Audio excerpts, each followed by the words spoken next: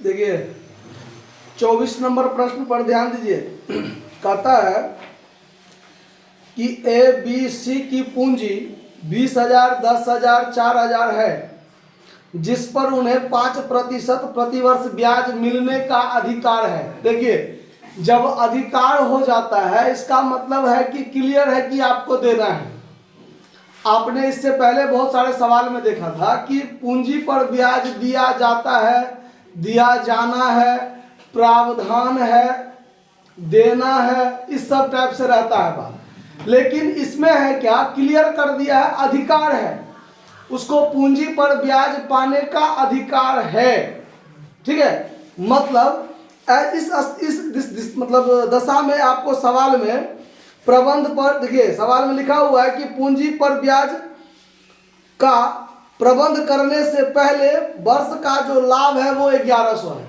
पूंजी पर ब्याज नहीं दिया अभी तक, और उस दशा में जो फर्म का लाभ है वो कितना है, 1100 रुपया है। ठीक है, साझेदार का पूंजी खाता बनाइए और लाभ हानि नियोजन खाता बनाइए। इसमें सिर्फ कहा है लाभ हानि खाता बनाइए, मतलब लाभ हानि नियोजन खाता बनाना है। ठीक है, और कहता है जब पूंजी पर ब्याज दिया जाता है, जबकि पूंजी पर ब्याज दिया जाता है तथा लाभ और हानि बराबर बराबर बांटे जाते हैं।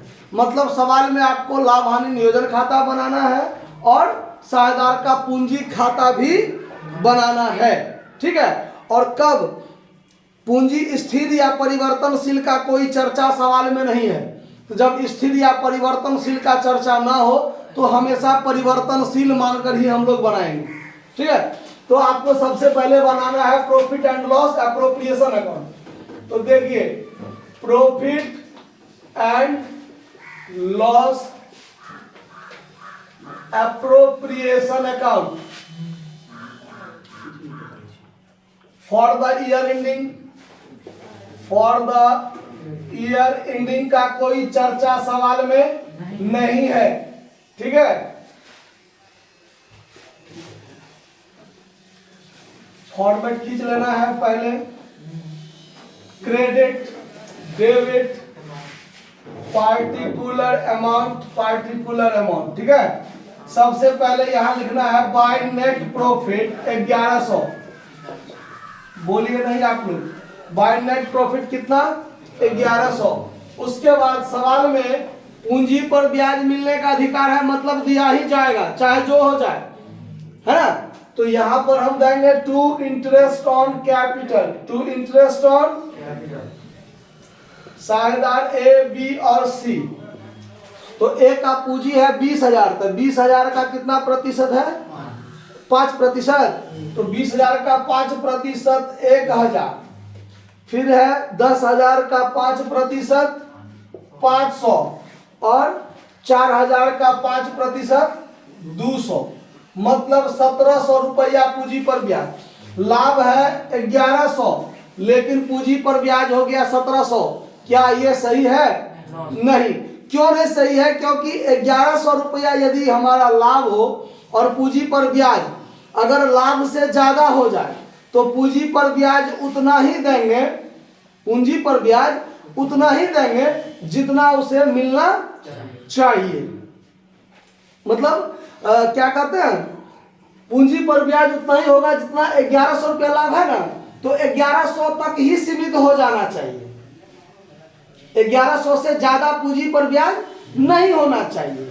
लेकिन इसमें होगा, इसमें इसलिए होगा क्योंकि क्लियर कर दिया है कि उसको पूंजी पर ब्याज जो है मिलने का अधिकार है, यानी उसको मिलेगा तो मिलेगा, चाहे हानि भी हो जाए बाद में कोई बात नहीं, लेकिन उसको पूंजी पर ब्याज मिलेगा। आया बात समझ में? तो यहां पर उसको पूंजी पर ब्याज देंगे तो 1,700 रुपया टोटल हुआ, यहां भी 1,700 करेंगे, और इस कंडीशन में 600 रुपया का क्या हो रहा है, फर्म को हानि हो रहा है। तो हानि हो रहा है तो ये हानि साझेदार आपस में बांटेंगे। तो bye partners, partners capital account loss, और साझेदार आपस में लाभ को कैसे बांटते हैं, बराबर बराबर। तो एबीसी को जो लाभ में हिस्सा मिलेगा वो कितना कितना मिलेगा, 200 रुपया सबको मिलेगा। कोई दिक्कत? अब सवाल में कहता है कि पार्टनर्स कैपिटल अकाउंट भी खोलिए, तो अब हम लोग यहाँ पर पार्टनर्स कैपिटल अकाउंट खोलेंगे। पार्टनर्स कैपिटल अकाउंट, 3 साझेदार है तो फॉर्मेट भी होना चाहिए 3 साझेदार के लिए, ए बी सी का, और इधर भी ए बी सी का। क्रेडिट डेबिट, इसमें particular A B C, particular A B C. अब जब पार्टनर्स कैपिटल खोलेंगे तो सबसे पहले क्या लिखेंगे? बाय बैलेंस बीडी, जो उसका पूंजी पहले से है, तो पूंजी से कितना कितना पहले से है? 20,000, 10,000, 4,000, यही ना पूंजी उसका पहले से है। और साझेदार को पूंजी पर ब्याज मिला, तो पूंजी पर ब्याज किधर जाएगा? क्रेडिट साइड में। तो यहां लिखेंगे बाय इंटरेस्ट ऑन कैपिटल 1,000, 500, 200। इधर देखिए, इधर क्या सब चीज होगा? तो 2PL अप्रोप्रिएशन अकाउंट लॉस, ये जो लॉस हुआ है वो साझेदार आपस में बांटेंगे ना, तो डेबिट में आ जाएगा 2PL अप्रोप्रिएशन अकाउंट लॉस। कितना रुपया? 200, 200, 200। अब ये टोटल जोड़ के अंत में क्या करते हैं हम लोग? बैलेंसिंग फिगर निकालते हैं ना, किस साइड ज्यादा है किस साइड कम। तो 21,000, 10,500, 4,200, यहाँ भी लिखेंगे 4,200, 10,500 और 21,000। इधर जो घटा के बचेगा वो क्या हो जाएगा? By balance sheet. 21,000 में से 200 जाएगा तो 20,000, 10,500 में से 200 जाएगा 10,300, और 4,200 में से 200 जाएगा 4,000। इसका यही रह जाएगा आंसर, जो उसका बैलेंस शीट निकला। कोई दिक्कत समझ में आ रहा है? आ रहा है समझ में? इसको नोट कर लीजिए। धन्यवाद।